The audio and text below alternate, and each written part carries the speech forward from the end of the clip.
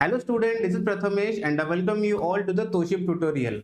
आज के इस वीडियो में हम लोग डिटेल में अंडरस्टैंड करेंगे astable multivibrator using IC 555। सो आईसी 555 जो कि जाना जाता है एज अ टाइमर आईसी, इसका एप्लीकेशन जो है वो है अस्टेबल मल्टी वाइब्रेटर या फिर मोनोस्टेबल हो सकता है या बाइस्टेबल भी हो सकता है। तो सबसे पहले हमारा टारगेट बनता है कि आईसी 555 को अंडरस्टैंड करना और उसके बाद ही उसके एप्लीकेशंस के ऊपर जाना। ओके, आईसी 555 हमने बहुत डिटेल में एक्सप्लेन किया है कि आईसी 555 होता क्या है, उसका पिन डायग्राम कैसा है, उसका internal architecture, why it is called as IC 555, everything is available. आप जो कोर्स पढ़ रहे हो एडीएलसी का या इलेक्ट्रॉनिक डिवाइसेस का, उसके अंदर आपको वो डिटेल में मिल जाता है। नाउ इस वीडियो में जो फोकस है वो कंप्लीट फोकस है अस्टेबल मल्टी वाइब्रेटर के ऊपर and what is mean by astable, how the construction looks like of astable multi vibrator, output waveform क्या होंगे, आउटपुट इक्वेशन क्या होंगे, ये सारी चीजें वन बाय वन डिस्कस करेंगे इन डिटेल में। So let's get started. Take your notebook, take your pen and give the heading astable multivibrator using IC 555। तो आईसी 555 जो कि एक टाइमर आईसी है, उसको हम लोग यूज करते हैं for considering the timing events. मतलब कुछ टाइम के अंदर कुछ आउटपुट ऑन करना है, ऑफ करना है, वो सारी चीजों के लिए हम लोग क्या कर रहे हैं, वहां पे आईसी 555 को यूज करते हैं। फाइन, तो चलो आईसी 555 जरा साइड में रखते हैं एंड फोकस करते हैं नाम के ऊपर, astable multivibrator. Okay, now multivibrator का मीनिंग क्या होता है? कंटिन्यूअसली आउटपुट प्रोड्यूस्ड हो रहा है which is not stable. Astable का मतलब क्या है? The output which is not stable, simple language में। Okay, now in case if someone ask you कि डिजिटल जो होता है, डिजिटल आउटपुट जो होता है, उसको इमेजिन करो। ओके, डिजिटल आउटपुट को अगर मैं इमेजिन कर रहा हूं तो मुझे पता है कि आइदर वो 1 हो सकता है या फिर क्या हो सकता है, 0। दो ही ऑप्शन है। आपको इसी तरीके से इसको अंडरस्टैंड करना है कि डिजिटल आउटपुट आइदर 1 होगा या फिर क्या होगा, 0 होगा। ओके, तो 1 आउटपुट जो होता है वो लॉजिक हाई लेवल से हम लोग रिप्रेजेंट करते हैं, 0 जो होता है वो लॉजिक 0 लेवल से हम लोग रिप्रेजेंट करते हैं। Okay,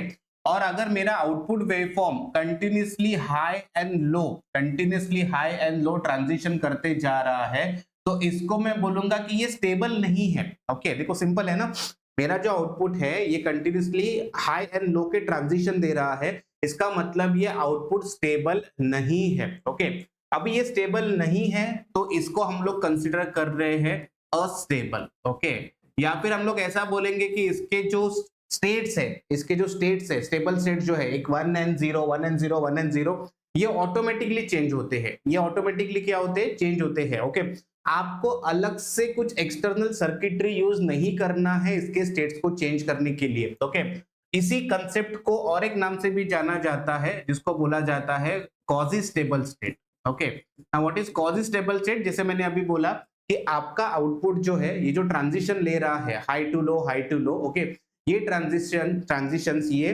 without any external inputs, without any external trigger inputs achieve कर रहा है। ओके, क्योंकि कुछ ऐसे सर्किट्स होते हैं जिसका आउटपुट अगर मुझे हाई टू लो लाना है तो मुझे मेरी तरफ से कुछ एक्सटर्नली इनपुट देना पड़ता है। ओके, यहाँ पे ऐसा कुछ नहीं होगा, वो सब चीजें हम लोग आगे पढ़ेंगे जब हम लोग मोनोस्टेबल मल्टी वाइब्रेटर्स वगैरह पढ़ने वाले हैं। ओके, तो यहाँ पे अपना टारगेट क्या बनता है? तो सबसे पहले हमको अंडरस्टैंड करना है आईसी 555, आईसी 555 को exactly astable multivibrator use कैसे करेंगे। ओके, तो I hope concept is very clear to you. What is astable? मुझे आउटपुट में क्या दिखना चाहिए? एक स्क्वायर वेव दिखना चाहिए। ओके, हाँ, अभी on time end of time अगर सेम है तो वो स्क्वायर वेव दिखेगा, या फिर वो जो ऑन टाइम कभी ज्यादा हो सकता है, ऑफ टाइम कभी कम हो सकता है, again on time end of time, उसके हिसाब से जो वेरिएशंस हो सकते हैं। ओके, बोलना ये है आपका जो आउटपुट है वो आपको ऑटोमेटिकली चेंज होते हुए दिखना चाहिए, और वो जो स्टेबल स्टेट होते हैं उसके वो 2 दिखने चाहिए वहां पे। Okay, that is what we called as astable multivibrator. Okay, now if anyone ask you how exactly you need to draw it in an exam, this is your diagram, the simplest diagram of astable multivibrator. कुछ लोग directly जो IC 555 का construction diagram है, internal IC diagram, उसी के अंदर draw करते हैं, but this is what recommended. Okay, आपको एक छोटा सा बॉक्स ड्रॉ करना है आईसी 555 का। Okay, pin number 4 and pin number 8 दिख रहा है यहाँ पे। सी, पिन नंबर 4 कहाँ पे आपका? तो whenever you have this IC, you have pin number 8 as a VCC and pin number 4 as a reset. Okay, reset bar है ना, वो अगर मैं यहाँ पे 0 दूंगा तो मेरा आउटपुट जो है वो रीसेट होगा बार बार, वो नहीं करना है हमको। इसके लिए pin number 4 and pin number 8 इनको शॉर्ट करके वीसीसी कनेक्ट किया है। एंड यहाँ पे एक छोटा सा कॉम्बिनेशन है रजिस्टर एंड कैपेसिटर का, एकदम छोटा सा कॉम्बिनेशन, 2 रजिस्टर 1 कैपेसिटर, इतना ही यूज किया है और output as astable multivibrator आ रहा है। कितना इंटरेस्टिंग कंसेप्ट है। ओके, यहाँ पे आपको ये चीज अंडरस्टैंड करना है कि देखो ये आपका जो कैपेसिटर है इसके चार्जिंग एंड डिस्चार्जिंग के ऊपर ही आउटपुट डिपेंड करेगा। ओके, जो कैपेसिटर आपके सामने है वो चार्ज एंड डिस्चार्ज होने वाला है एंड उसी के डिस्चार्जिंग के ऊपर मैं आउटपुट के ऊपर कमेंट करने वाला। ओके, थोड़ा सा कॉम्प्लिकेटेड लगेगा कि कैपेसिटर आउटपुट में कनेक्टेड है ही नहीं फिर भी क्या हो रहा है करके। Okay, one by one understand करेंगे। देखो ये है आपके आईसी 555 का डायग्राम, आपने वीसीसी दिया है, बिकॉज ऑफ वीसीसी यहाँ पे जो वोल्टेज है वो 2/3 वीसीसी आता है, यहाँ पे जो वोल्टेज है ये 1/3 वीसीसी है, ये फिक्स है, इसमें कोई चेंज नहीं होने वाला है। Okay, these are acting like a comparators. Okay, ये अपर कंपैरेटर है, लोअर कंपैरेटर है। ओके, अगर थ्रेशोल्ड वोल्टेज 2/3 वीसीसी से ज्यादा हो गया इसका आउटपुट हाई हो जाएगा। ओके, यहाँ पे 1/3 वीसीसी ऑलरेडी हाई होता है तो इसका आउटपुट हाई होगा। ऑलवेज रिमेंबर कंपैरेटर का आउटपुट 1 कब जाता है, कंपैरेटर का आउटपुट 1 तभी जाएगा जब उसका पॉजिटिव का इनपुट कंपेयर टू निगेटिव ज्यादा होगा। ओके, अदरवाइज कंपैरेटर का आउटपुट जो है वो क्या दिखने वाला है, 0 दिखने वाला है मुझे। ओके, कंपैरेटर आइदर 1 एंड 0 ही देगा, तो 1 एंड 0 के हिसाब से आपका सेट रीसेट फ्लिप फ्लॉप काम करेगा, उसके हिसाब से आप आउटपुट एंड इस ट्रांजिस्टर के बारे में बात कर सकते हो। ओके, ये जो आपका ट्रांजिस्टर है ये ऑन एंड ऑफ जो होता है ये पूरा का पूरा आपके फ्लिप फ्लॉप के ऊपर डिपेंड करता है। ओके, आपने पिन नंबर 7 जो डिस्चार्ज है, पिन नंबर 7 जो डिस्चार्ज है वो यहाँ पे कनेक्ट करके रखा है। इसका मतलब क्या बनता है? ओके, एक सिंपल लैंग्वेज में मैं आपको सिखा रहा हूँ। वीसीसी जब भी देंगे, देखो एक सिंपल लैंग्वेज में, वीसीसी जब भी देंगे तो because of VCC this capacitor will start charging. Okay, कभी भी वीसीसी दिया, सप्लाई दिया, तो कैपेसिटर का काम तो वही है ना, अगर उसको कोई बैटरी एक्सटर्नल मिलता है तो कैपेसिटर क्या करेगा, कैपेसिटर चार्जिंग शुरू करेगा। ओके, कैपेसिटर ट्राई करेगा कि जितना उसको सप्लाई दिया है वहां तक उसको चार्ज होना है। ओके, ये कैपेसिटर का काम बनता है। तो मैं अगर वीसीसी कैपेसिटर को दे रहा हूं तो capacitor via R A and R B charging, मतलब उसका ऊपर का चार्जिंग प्रोसेस स्टार्ट हो चुका है। Okay, now in case capacitor अगर चार्ज हो रहा है तो ये मेरे लिए कंडीशन है, चलो कैपेसिटर चार्ज हो रहा है। ओके, नाउ मेरे पास कुछ रेफरेंसेस है, 2/3 वीसीसी, 1/3 वीसीसी। ओके, तो हम 2 केस कंसीडर करेंगे, when the voltage of capacitor is more than 2/3 VCC and when the voltage across capacitor is less than 1/3 VCC. बस 2 ही conditions. Okay, when the voltage across capacitor is more than 2/3 and voltage across capacitor is less than 1/3। Okay, क्योंकि वो reference point है ना, उसके हिसाब से ही काम करना है। ओके, चलो एक मैंने क्या बोल दिया, वीसीसी अप्लाई करने के बाद capacitor will charge. Okay, now एक ऐसा सिचुएशन आ सकता है जब कैपेसिटर को डिस्चार्ज भी होना है। ओके, तो उसके लिए देखो कैपेसिटर जो है वो पिन नंबर 2 एंड 6 से डिस्चार्ज नहीं होगा, उसका डिस्चार्जिंग पाथ है पिन नंबर 7, लिखा भी है pin number 7 discharge pin. Okay, तो अगर कैपेसिटर को डिस्चार्ज होना है तो ये ट्रांजिस्टर भी ऑन होना चाहिए, अदरवाइज वो डिस्चार्ज नहीं होने वाला है। ओके, देखो डिस्चार्ज पिन के थ्रू करंट अगर जाना चाहिए तो ट्रांजिस्टर ऑन होना चाहिए, ट्रांजिस्टर अगर ऑन होना चाहिए तो Q1 होना चाहिए, Q1 अगर होना चाहिए तो S1 होना चाहिए एंड S का डिपेंडेंसी है आपके कंपैरेटर नंबर 1 के ऊपर। ओके, एकदम सिंपल लॉजिक है ये। ओके, मतलब क्या है, एसआर फ्लिप फ्लॉप का आउटपुट 1 होगा, एसआर फ्लिप फ्लॉप का आउटपुट 1 होगा तो Q1 होगा, Q1 होगा तो ये ट्रांजिस्टर ऑन हो जाएगा क्योंकि ट्रांजिस्टर के बेस के ऊपर इनपुट जा रहा है। ट्रांजिस्टर ऑन होगा तो यहाँ पे जो भी कुछ आने वाला है वो सीधा टुवर्ड्स ग्राउंड, डिस्चार्ज पाथ उसको मिल जाएगा। Okay, this is what the concept says. Okay, तो एज पर कंसेप्ट मैंने आपको क्या बोला, ये है आपका एक सिंपल सा डायग्राम आईसी 555 का, आपको एग्जाम में यही ड्रॉ करना है, ये बस आपके नॉलेज के लिए मैंने यहाँ पे ड्रॉ करके रखा है, अपने नोट्स में ऑलरेडी ये है, हमने इसको एक्सप्लेन करके रखा है। ओके, तो चलो वन बाय वन एज्यूम करते हैं क्या होने वाला है। ओके, तो जैसे हमने बोला इनिशियल स्टेज मतलब क्या होता है कि आपका कैपेसिटर जो है वो चार्ज हो रहा है, कैपेसिटर जो है क्या है, चार्ज हो रहा है, मतलब इनिशियल स्टेज जब आप वीसीसी दे रहे हो। ओके, नाउ अगर कैपेसिटर चार्ज हो रहा है मतलब पिन नंबर 7 पे कुछ नहीं आने वाला है, पिन नंबर 7 पे कुछ नहीं है, मतलब there is no discharging. There is no discharging मतलब Q जो है, Q वो 0 होगा। देखो देयर इज नो डिस्चार्जिंग मतलब ट्रांजिस्टर ऑन नहीं है ना, इसका मतलब Q 0 होगा, लेकिन Q बार क्या होगा, 1 होगा।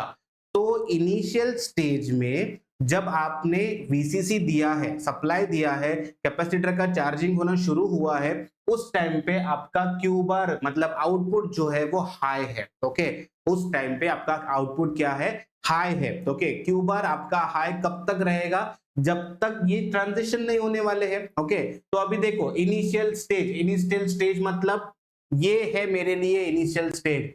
0 से मेरा वेवफॉर्म स्टार्ट होगा, 0 टू 2/3 VCC कैपेसिटर चार्ज होगा। ओके, कैपेसिटर कहां से स्टार्ट होगा, एक तो कैपेसिटर के ऊपर पहले कुछ नहीं था, 0 था, जैसे VCC दिया इट विल स्टार्ट चार्जिंग, और जब वो चार्ज हो रहा है उसके ऊपर का आउटपुट हमने क्या बोल दिया, हाई बोल दिया। वापस एक बार रिपीट कर रहा हूं, आउटपुट हाई क्यों है, देखो कैपेसिटर चार्ज हो रहा है, इसका मतलब डिस्चार्जिंग पाथ पे कुछ भी नहीं है, ये ट्रांजिस्टर ऑफ स्टेट में है, ये ऑफ स्टेट में बिकॉज Q 0 होगा।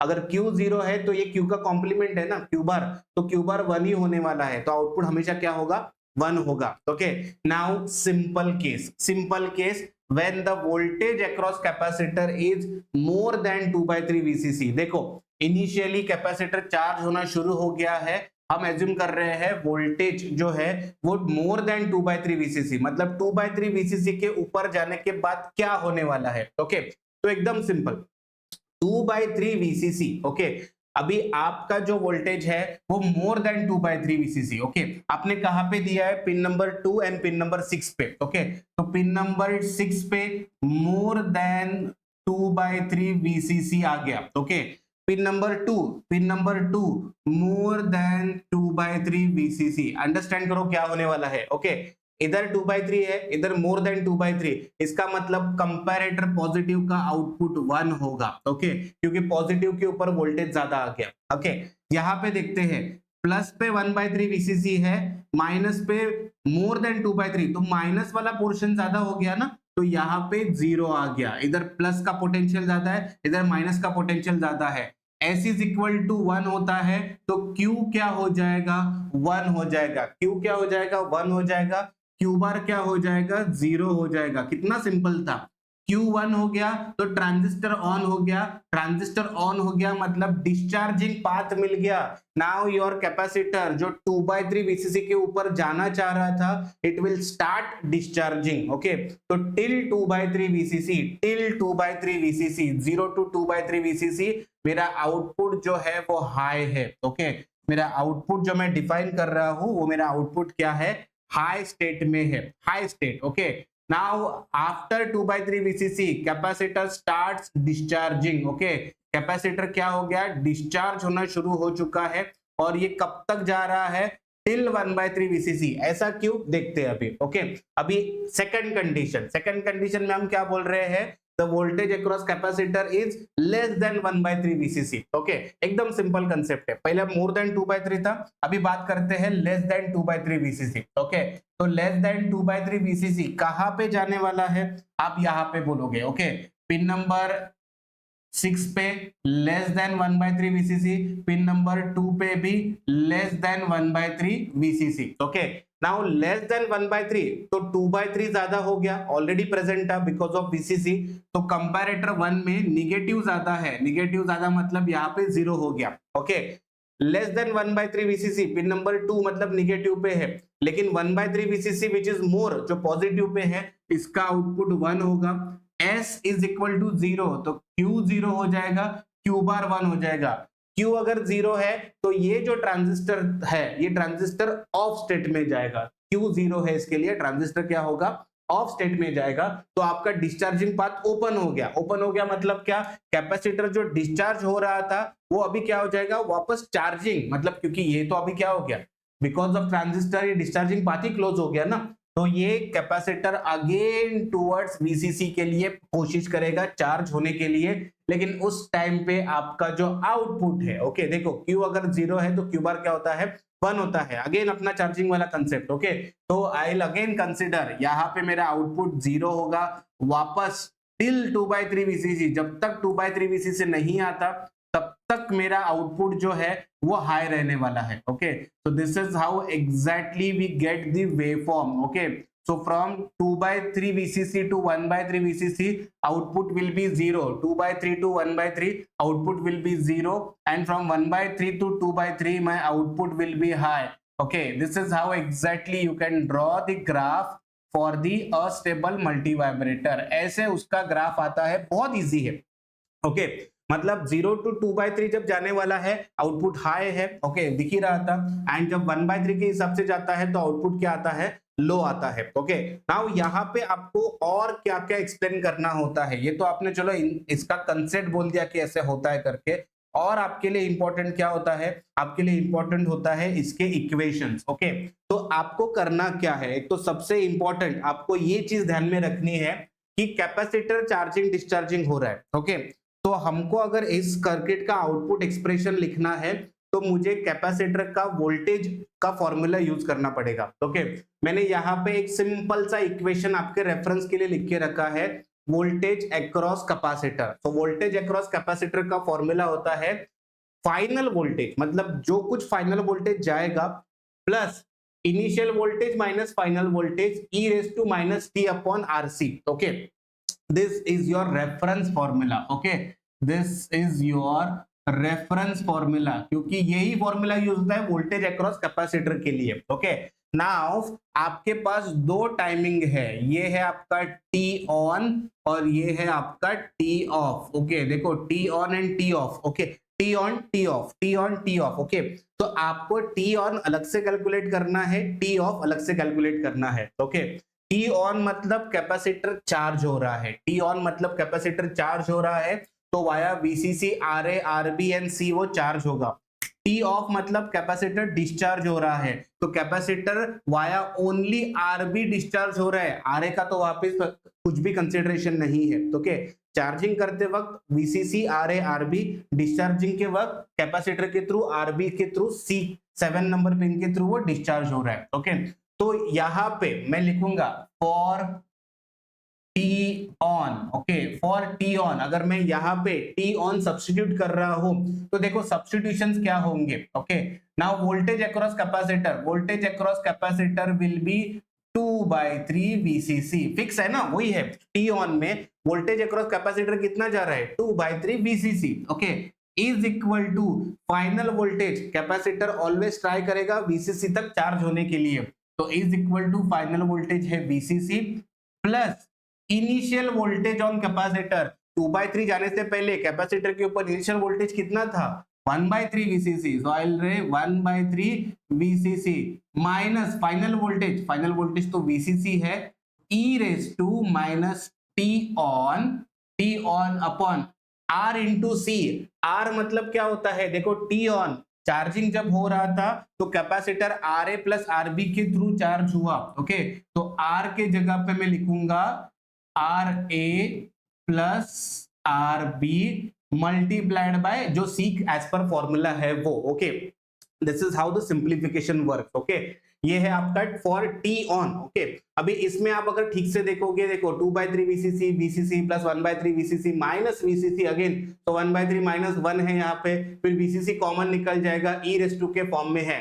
फिर सब सॉल्व करने के बाद एक छोटा सा नेचुरल लॉग ले लो, एंड नेचुरल लॉग लेने के बाद you can get the value of T on. Okay, so after taking this value of T on, एक छोटा सा जो फॉर्मूला आता है वो फॉर्मूला आता है 0.69 this capacitor C into bracket RA plus RB. Okay, this is how the simplification work. Okay, most of the time exam में आप एक्सपेक्ट होता है कि आप सीधा ये फॉर्मूला ही लिखो कि कैपेसिटर टी ऑन टाइम कितना है फॉर अस्टेबल मल्टी वाइब्रेटर। वो कैसे आता है उसका मैंने इंट्रोडक्शन आपको दिया है कि final voltage, initial voltage, final voltage पहले सब्स्टिट्यूट करो, सब्स्टिट्यूट करने के बाद गेट दैट VCC कैंसल्ड हो जाएगा, फिर ई रेज़ टू के टर्म को अगर आंसर में लाना है नेचुरल लॉग लेंगे हम लोग दोनों साइड में, नेचुरल लॉग लेने के बाद will get a T on. Okay, now ये टी ऑन के लिए हो गया। ओके, सिमिलर अगर मुझे टी ऑफ के लिए कैलकुलेट करना है, okay, so I will go for T of time. T of time कहां पे है, ये है मेरा टी ऑफ टाइम। ओके,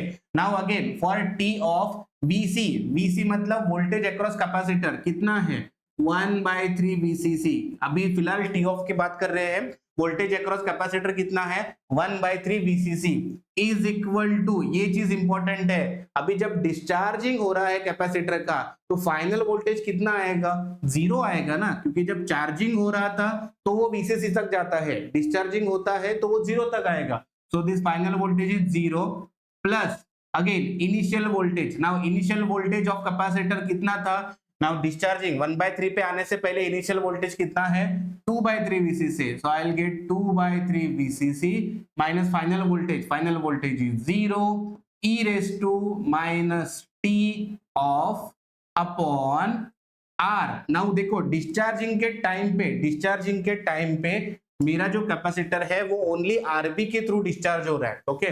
तो if it is only RB I will say RB into C, that's it, okay। जबरदस्ती RA प्लस RB मत लिखना, RA प्लस RB के टाइम पे वो चार्जिंग हो रहा था, डिस्चार्जिंग के वक्त ओनली RB है। तो अगेन 1/3 VCC, इधर क्या बचा 2/3 VCC, VCC getting cancel, e raise to term cancel हो रहा है, तो यहाँ पे भी सिंप्लीफाइड करने के बाद T ऑफ जो मुझे मिलेगा that is only 0.69 RB into C, okay। 0.69 RBC। So this is how the formula for your T on and T off, okay। आपने दो फॉर्मूले निकाले, ऑन टाइम इज 0.69 कैपेसिटर का value C into RA plus RB end of time is 0.69 capacitor into RB, okay. Now actual जो frequency होता है, ये task मैं आपके लिए रख रहा हूं, ओके। फ्रीक्वेंसी का फॉर्मूला क्या होता है, F is equal to 1/T, आपके पास 1/T on plus T of, ऐसे दो टाइम है, ओके। तो 1/ आप पूरा सब्स्टिट्यूट करो, T ऑन मतलब ये आएगा 0.69 C RA plus RB, T off मतलब only 0.69 RBC। If you observe very carefully 0.69 RBC तो कॉमन निकल रहा है, यहाँ पे RA प्लस RB आ जाएगा, ओके। तो बस सिंप्लीफाई करना है and after the simplification somewhere around 1/0.69 is 1.44 के आसपास आंसर आता है। C into bracket RA plus twice of RB, okay, because RB set 2 times है यहाँ पे, okay.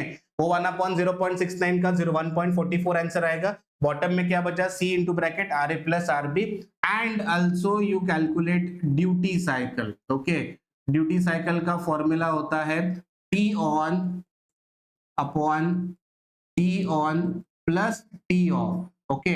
Again same thing, T on मतलब you need to substitute this, again T on plus T off, इसका answer तो आपने just निकाला है, देखो। So this 0.69 C RA plus RB T on T off, ये सब कैलकुलेट करने के बाद यू गेट RA